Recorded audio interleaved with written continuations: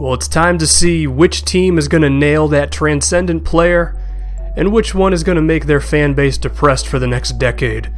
It's the NBA Draft. 30 teams looking to improve, all in different situations. So let's see who messes up and let's see who does it right. The Wizards with the number 1 pick, not Ben Simmons. They're going to go with Skal Labissiere out of Kentucky. I mean, okay, maybe I can understand the rationale in saying Ben Simmons is a guy who needs the ball in his hand. We already have John Wall. We don't want them to get in the way. We have Jared Dudley right now playing power forward. And I'm sure that Skal is going to be great, but you guys are the worst team in the league. You really didn't take Ben Simmons? Well, okay, Orlando at number 2. Looks like you just lucked into the next LeBron No, not Ben Simmons. Malik Newman, a point guard.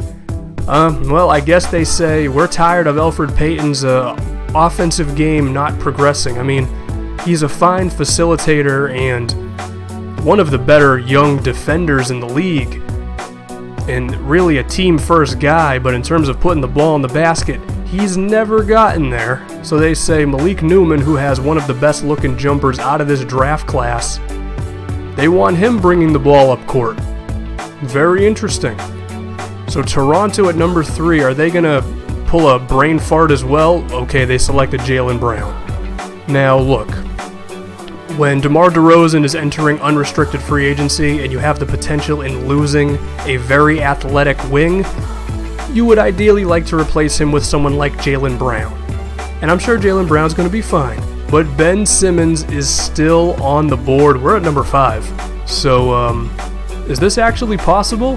Philadelphia, oh no, don't tell me the basketball gods are good. They did it. The basketball gods have gifted Sam Hinkie with Ben Simmons. The process is officially an accomplishment. They tanked. They got Jahlil Okafor. Joel Embiid got fat. Nerlens Noel is still playing defense and grabbing rebounds, and now Ben Simmons can be the guy to take it home. My goodness. But now we have the 5th pick, and I've talked about it ad nauseum. Kenneth Faried, he's potentially hit his ceiling. We're a roster that's on the rise. He's kind of stagnant. We're going to try to work on his outside game, but you know what?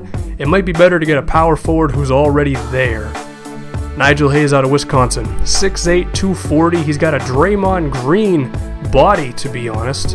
And with his athleticism and already that outside shooting, could he get to those levels? Well, remember, we also have the 19th pick in the draft, and I was looking around at some available names. And, wait a minute. Brandon Ingram out of Duke? Isn't this guy supposed to be like a top 10 talent? Especially when it comes to scoring? Some of y'all between 10 and like 19 messed up, because, Brandon Ingram at the small forward as well? Jesus. Now let's look at our roster. There's competition everywhere. The shooting guard spot, there's Will Barton. There's KJ McDaniels running up and down the floor, who kind of seems like the best fit next to Moutier. But then Gary Harris's defense and his shooting. Does anybody know who's going to win that battle? Because I have no idea. Let's look at the small forward spot. Justin Anderson, who we acquired from the Mavericks. He was great for us as well. His shooting and his athleticism were fine. But now Brandon Ingram's at small forward too. And you know he's deserving of minutes. And let's not forget that Danilo Gallinari is always guaranteed to play for us, and he's going to get the most minutes out of the position starting next season. It's really interesting. And then, of course, which will probably be the biggest storyline, Kenneth Faried, like I just mentioned.